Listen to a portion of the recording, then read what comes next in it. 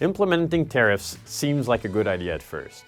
After all, why not collect an additional tax paid by another country? However, as you might expect, the reality is more complicated.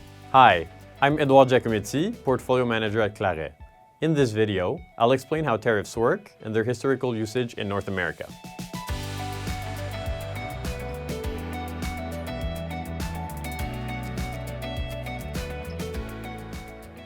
Firstly, what is a tariff?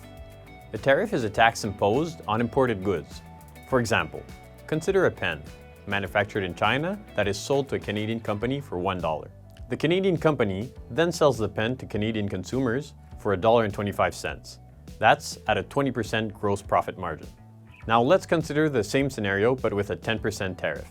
The Canadian company now pays $1.10, $1 goes to the Chinese manufacturer, and 10 cents goes to the Canadian government due to the tariff.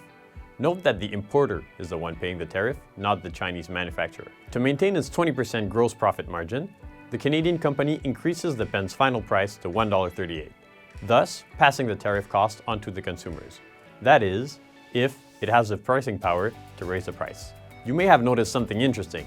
Before the tariff, the Canadian company was earning 25 cents gross profit per pen, buying it for $1 and selling it for $1.25.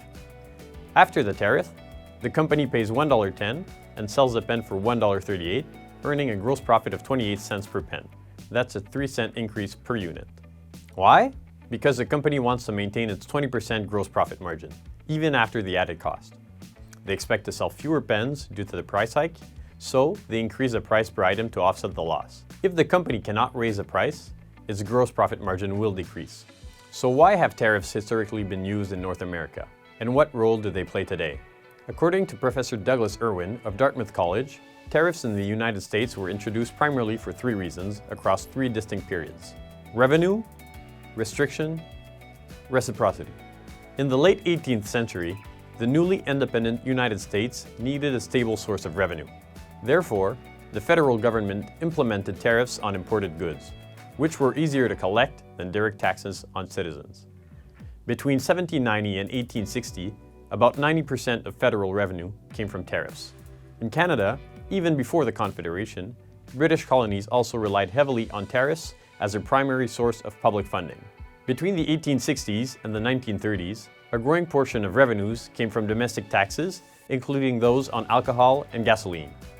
During this time, the US primarily used tariffs to restrict international competition, accounting for about 50% of federal revenues.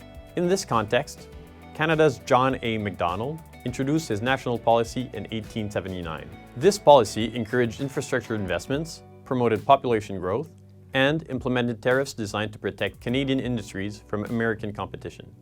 However, shortly after the Great Depression of 1929, and against many economists' advice, President Hoover implemented the infamous Smoot-Hawley Tariff Act.